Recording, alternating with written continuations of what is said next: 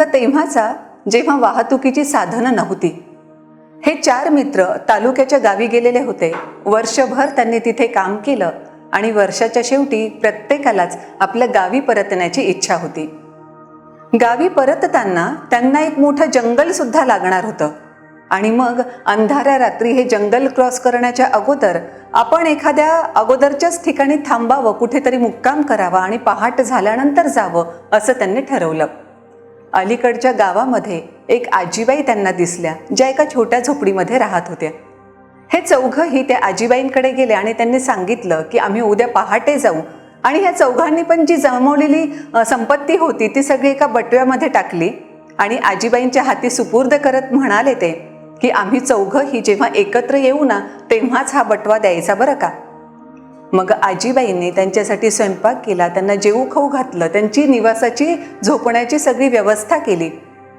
जेव्हा पहाट झाली तेव्हा या चौघांपैकी एकानं विचार मांडला, आजींनी आपल्यासाठी इतकं सगळं केलं आहे, आपण थोडी तरी त्यांना मदत करूया. त्यांच्या शेतावर जाऊन आपण थोडं काम करू, जेणेकरून त्यांना त्या दिवशी तरी काम करण्याची गरज पडणार नाही आणि आपण त्यांचं काम थोडं हलकं केलेलं असेल. मग हे चौघंही शेतावर जाऊन काम करायला लागले. त्यातल्या एका जणाला थोडं काम केल्यानंतर लगेच तहान लागली आणि त्यानं त्या तिघांनाही सांगितलं, मी आजीबाईंकडे जाऊन पाणी पिऊन येतो. तिघं म्हणाले ठीक आहे. हा गेला आणि आजीबाईंना पाणी मागण्याच्या ऐवजी त्यानं तो बटवा मागितला. आजीने लगेच सांगितलं, पण मला तुम्हीच तर सगळ्यांनी सांगितलंय की जेव्हा चौघंही एकत्र येतील तेव्हाच तुमचा तो बटवा सुपूर्द करायचा आहे, म्हणून तुम्ही चौघं एकत्र कुठे आहात? आणि हा लगेच म्हणाला, काही अडचण नाही आजी, त्या तिघांनीच मला पाठवलंय, त्यांना इकडे येण्याच्या ऐवजी मीच तिकडे घेऊन जाणार आहे. बरं, तुम्हाला खात्री वाटत नाही का, मी इथूनच त्यांना विचारतो. आणि लगेच त्यांना मोठा आवाज देऊन त्या तिघांना विचारलं, आणू ना?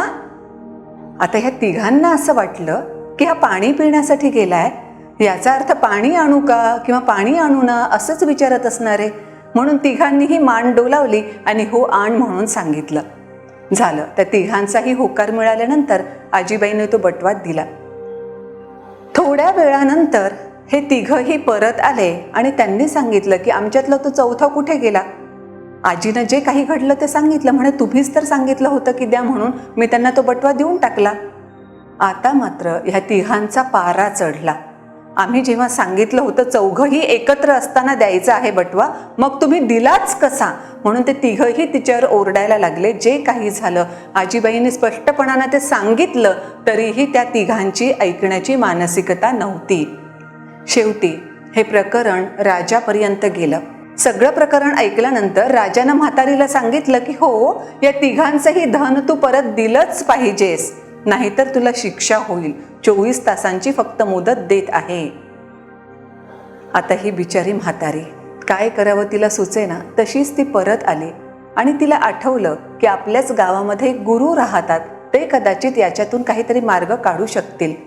म्हणून जे काही घडलं ते सगळं तिनं त्या गुरूंना सांगितलं आणि गुरुनी एक गोष्ट तिच्या कानात सांगितली आणि म्हणाले की तू उद्या जाऊन हे राजाला म्हण, बघ तुझ्याच बाजूने निकाल येईल. तुम्ही अंदाज करू शकता का की ह्या गुरु महाराजांनी या आजीबाईंच्या कानात काय सांगितलं असेल, ज्यामुळे राजानं स्वतःचा निर्णय बदलून तिच्या बाजूने दिला? जर तुम्हाला यावर विचार करायचा असेल, थोडंसं डोकं चालवायचं असेल तर काही सेकंद व्हिडिओ पॉज करा, डोकं चालवा आणि मग बघा तुमचं उत्तर आणि ह्या गुरु महाराजांनी सांगितलेलं उत्तर एकच येतंय का ते. दुसऱ्या दिवशी जेव्हा ही म्हातारी गेली ना राजाकडे, तेव्हा मात्र ती खूप आनंदी होती. सगळ्यांनाच वाटत होतं हिला तर आता शिक्षा होणार किंवा सगळी संपत्ती हिला त्या तिघांची परत करावी लागणार आणि ही एवढी खुशीत कशी.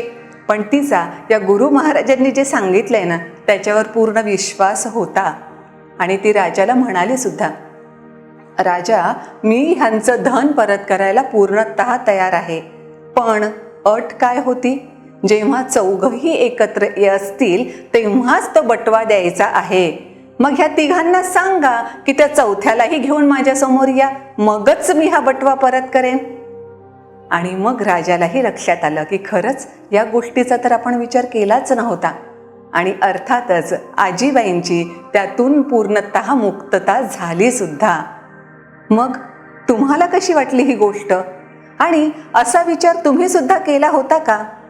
बरेचदा आपल्या आयुष्यामध्ये सुद्धा आपण फार वरवरचे आणि चटकन निर्णय घेतो, पण जेव्हा आपण सखोल विचार करतो ना, तेव्हा असं आपल्याला अंतिम काही सापडतं सुद्धा. म्हणूनच आपण डिसिजन घेताना फार व्यवस्थित आणि विचारपूर्वक घेतले पाहिजेत. थँक्यू.